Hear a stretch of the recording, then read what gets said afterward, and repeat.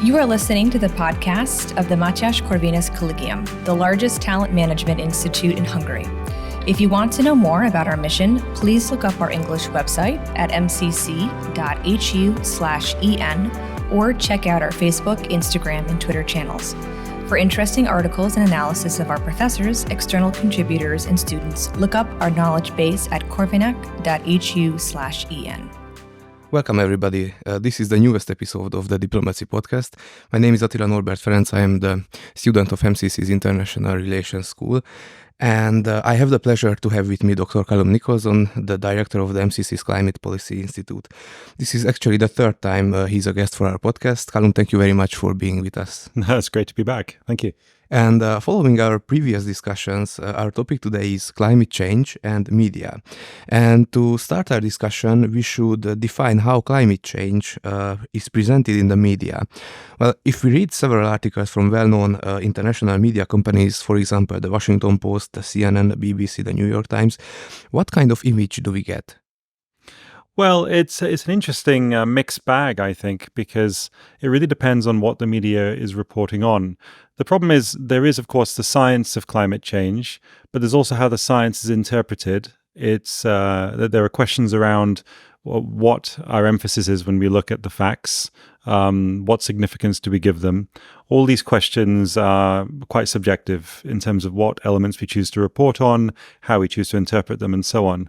But I do think that if you look at the media in general, and I can only really speak for the English language media, what I've seen in the last maybe 5 or 6 years in particular is an increase in what I term sloganeering, of using quite emotive shorthand to describe or to frame the whole topic of climate. Climate change, I think, is a really important issue, but I don't think it's helpful for the public discourse when newspapers, and indeed anyone else, is framing it as, for instance, the climate emergency or the climate crisis. I think it loads it in a sense, because it isn't simply then talking about climate change. It's also talking about us. It's talking about society. When we say emergency or crisis, of course, it's implied that it's an emergency and crisis for what? Well, for society. That presumes not just that we know the science of climate change, but that we know what society is, what it ought to be, how it's impacted by things by climate change. And as I'll probably talk a bit more about, I guess, in this podcast, the problem with the climate debate is not the science, it's often the social science. And so the framing of the climate crisis or emergency, I think, sometimes is a step too far.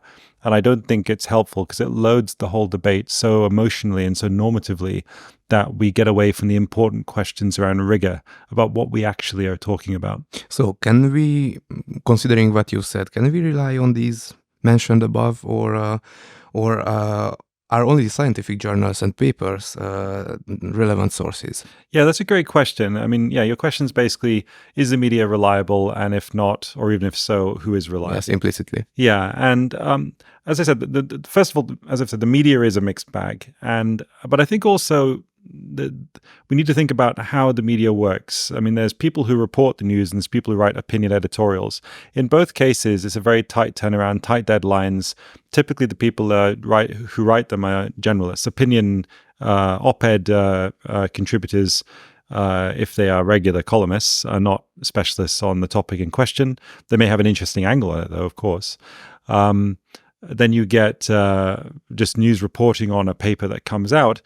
And I do find often when you read the media covering the new release of a IPCC report or something, it's often based not on the scientific papers involved, but often the executive summary. And one of the problems with the IPCC reports is that the IPCC has 3 working groups. There's the scientific working group, the adaptation working group, and the mitigation working group. The scientific working group and the product of that, the hundreds of papers that come out of that, is very good. The science of climate change is good. There's very few errors that anyone's found in the last 30 odd years since the first one came out in, I think, 1990. But the problem is these documents also have executive summaries. And inevitably, an executive summary has to make certain editorial choices about what facts it reports, how they're emphasized, and so on. That is a much more subjective and inherently political exercise than the actual reports themselves. And then, of course, what you have are the media then reporting not probably on the papers themselves because there are too many to read and also they aren't necessarily specialists, but they're looking at the executive summaries and then summarizing those and publishing them usually from a political angle depending on the paper. So I'm not sure how reliable the media sources are as a consequence of that. In terms of the actual scientific papers, again, the scientific papers around climate change, and I'm not a hard scientist, I'm more of a social scientist. But my understanding is, and my own observation is, it's good science. I don't know many people who So it can be trusted. I think so. But the problem is that, again, when we think about climate change, the discussion of climate and the science of climate is only half the discussion. Because why do we care about climate change? We care about it because we presume really two connected Because things. it impacts our lives. Yes, we presume it will impact society and that the impact will be negative. Now, that requires us to understand, as I've said, not just climate, but society. The problem with the climate debate is not the science as such, it's the social science of impact. I mean, my sort of throwaway line about this that I'm quite fond of is our understanding of climate change is, I believe, informed less by a rich understanding of science and more by an impoverished understanding of ourselves. The science is good, but once we've solved all the questions of science, I think all the really interesting and most difficult questions remain untouched, which are really about what society is, what it ought to be, how does it change, how do we change it, all these sorts of things. So what articles do you recommend then about climate change and other environment-related issues that can be trusted? Well, when you're asking about what I recommend, we have to think about what is the purpose, and I think the problem with climate change is not that we don't have enough data or enough specific studies.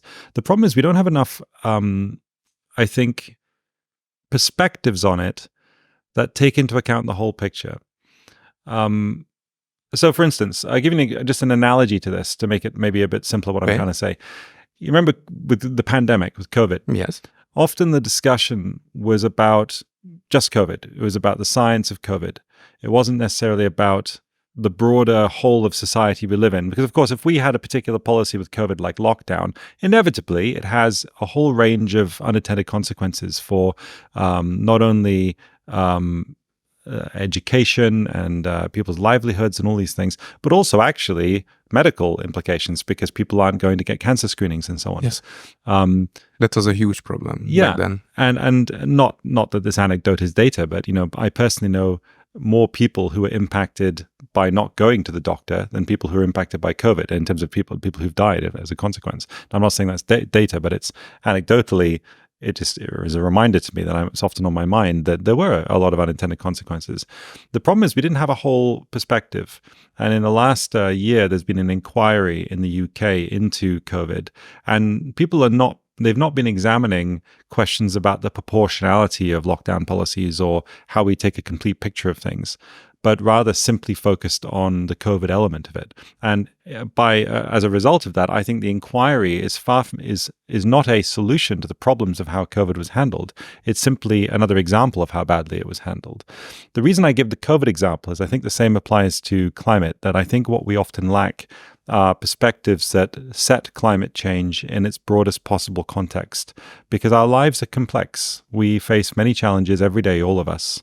And climate is one element, but there are many other elements. Everything in life involves trade-offs and compromises, personally, professionally, societally, however you see it. Life is never ideal. It's always about finding some sort of practical, realistic balance. And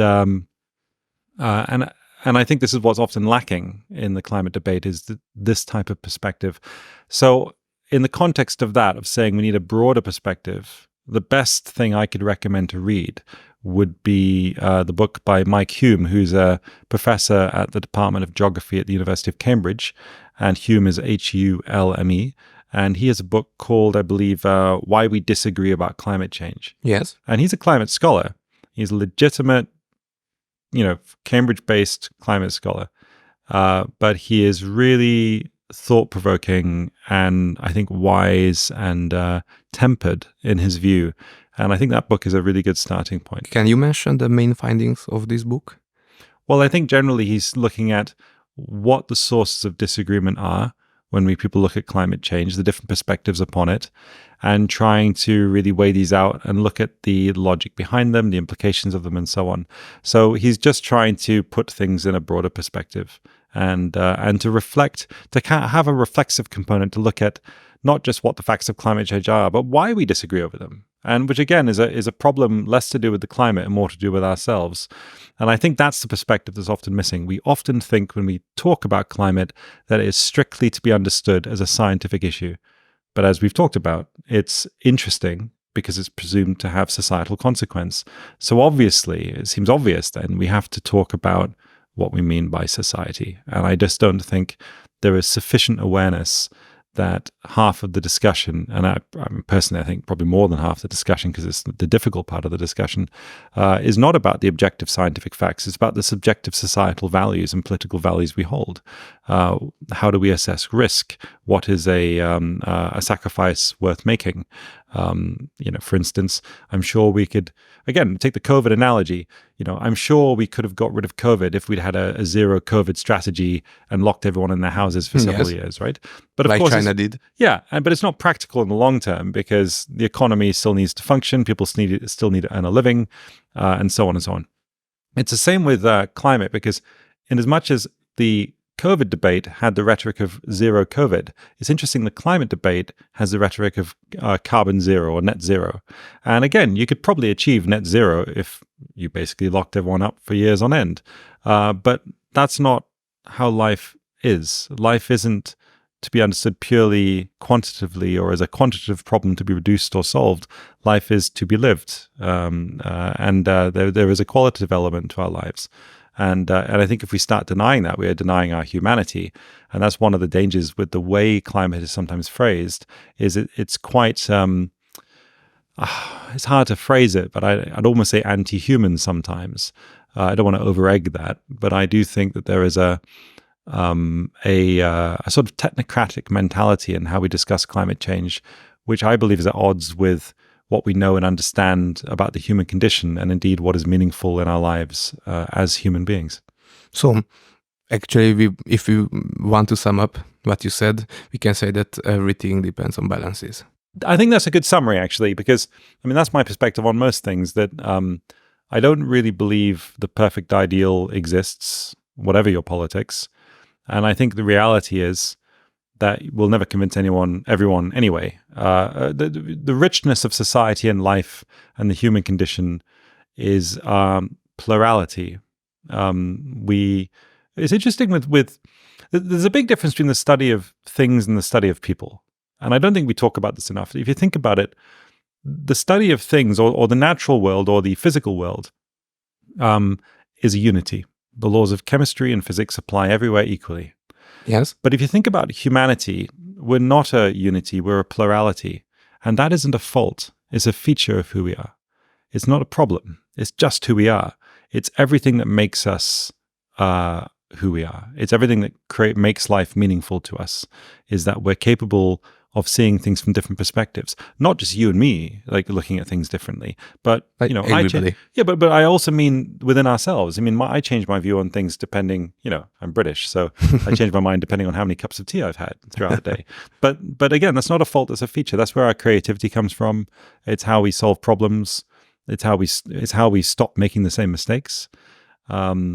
So, I think this idea of compromise and recognizing there is no perfect ideal, and that the opposite of idealism is not actually pessimism, it's simply realism. And I think so often people think if we're not idealists, we're pessimists. But actually the opposite of idealism is simply to be realistic. And I think we are quite fearful these days of being realistic because we think perhaps there's a moral sacrifice in being realistic because we should really pursue our ideals. But there's the old phrase that the road to hell is paved with good intentions. And actually, I think that you said this last time.